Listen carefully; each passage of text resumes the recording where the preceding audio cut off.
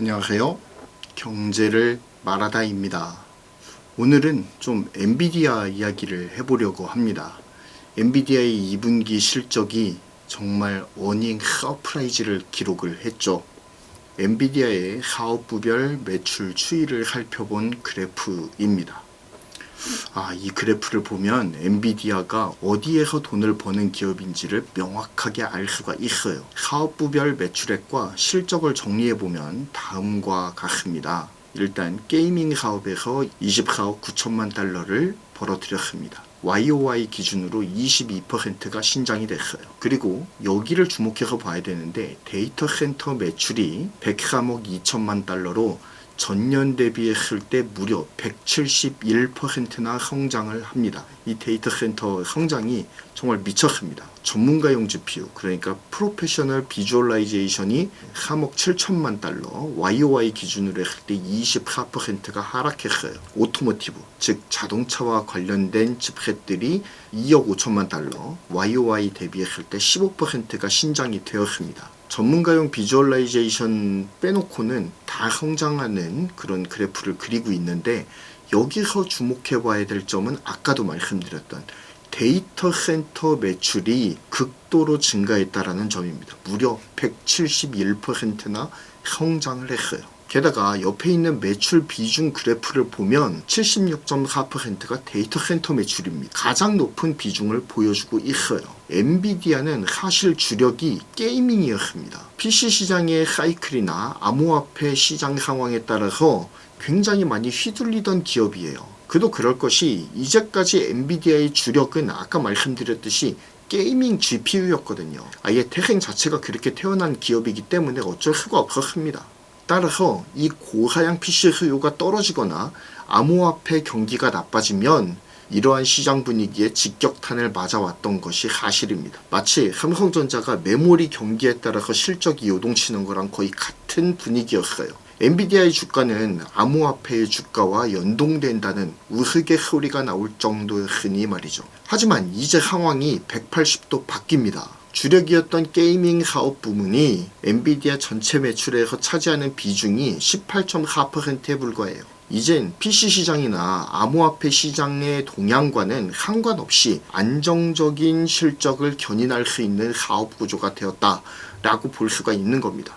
또 반대로 생각하면 서버 부분 투자가 줄어들면 엔비디아의 실적도 요동치는 그런 반대급부가 생길 수도 있겠다라는 생각이 들기는 합니다. 어쨌든 중요한 거는 엔비디아가 더 이상 게이밍 외장 GPU 회사가 아니라는 데에 있어요. 데이터 센터 AI용 프리미엄 GPU 가속기를 공급하는 AI 반도체 기업으로 완벽하게 탈바꿈했다는 것이 중요합니다. 그것도 1년 남짓 만에 말이에요. 어떻게 이렇게 완벽하게 단기간에 기업의 체질을 변화시킬 수가 있었던 것일까요? 불과 1년 전까지만 해도 게이밍과 데이터 센터가 양분하는 형태의 매출 형태였습니다. 하지만 이제는 데이터 센터가 엔비디아 매출의 70% 이상을 견인하면서 엔비디아는 명실상부한 AI 반도체 회사로 완벽하게 탈바꿈했다 라고 정리할 수가 있겠습니다. 여기에는 A100, H100 등 데이터 센터용 GPU의 약진이 큰 역할을 했죠. 그리고 그 배경에는 우리가 너무나도 잘 알고 있는 것과 같이 챗 GPT를 필두로 한 생성형 AI의 바람이 일었던 것이 가장 큰 배경이었습니다. 생성형 AI는 일반 AI 딥러닝 연산에 비해서 엄청나게 거대한 데이터 연산을 수행해야 돼요. 또한 일반 AI 연산에 비해서 수천억 개에서 조 단위에 달하는 파라미터, 즉 매개 변수로 구성된 굉장히 무거운 규모의 생성형 AI 모델을 돌려야 되는 거거든요. 그 규모가 엄청납니다. 그렇기 때문에 이 거대한 모델의 데이터를 처리해줄 고성능의 GPU 가속기가 필요했다라는 거죠.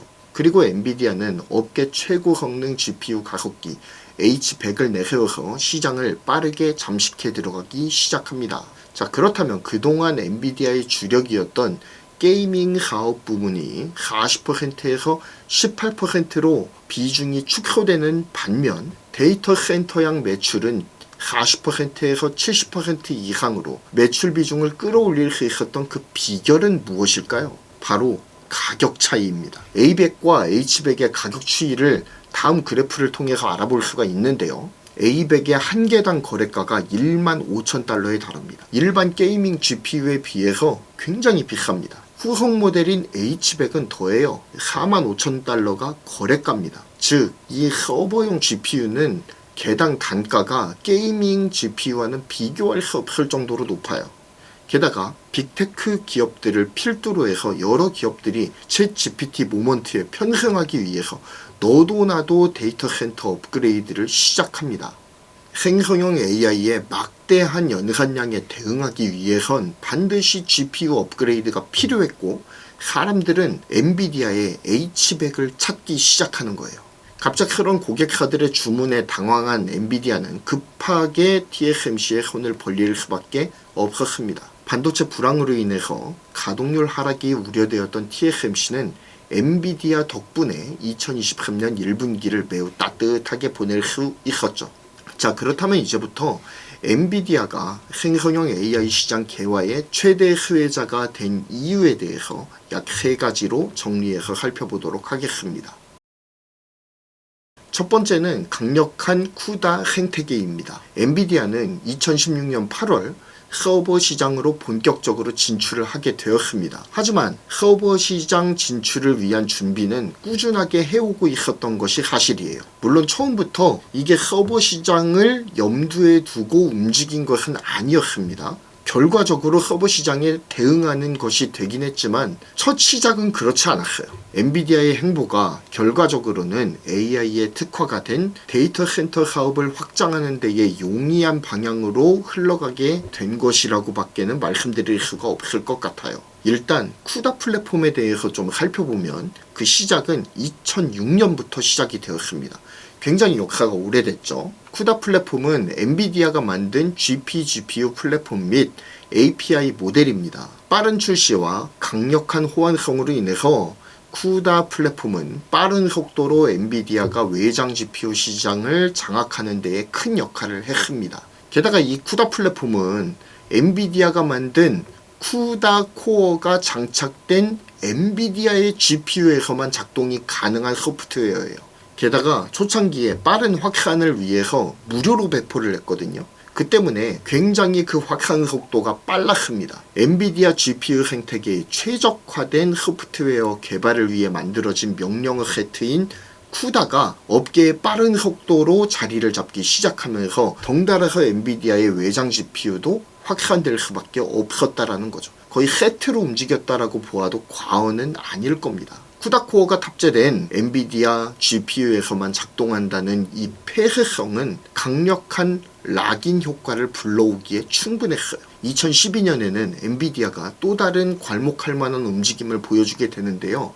알렉스넷이라고 하는 인공신경망을 개발합니다. 그러면서 본격적으로 AI 사업에 뛰어들기 시작해요. 그때 쿠다는 강력한 힘을 발휘하게 됩니다. 2012년 하면 어떤 때냐면 막 AI 산업이 태동하기 시작할 때예요. 2011년 4분기에 아이폰 4S가 출시가 되죠. 이때 인공지능 음성 비서인 시리가 같이 탑재가 됩니다. 그러면서 인공지능이 갑자기 관심을 불러일으키기 시작을 해요.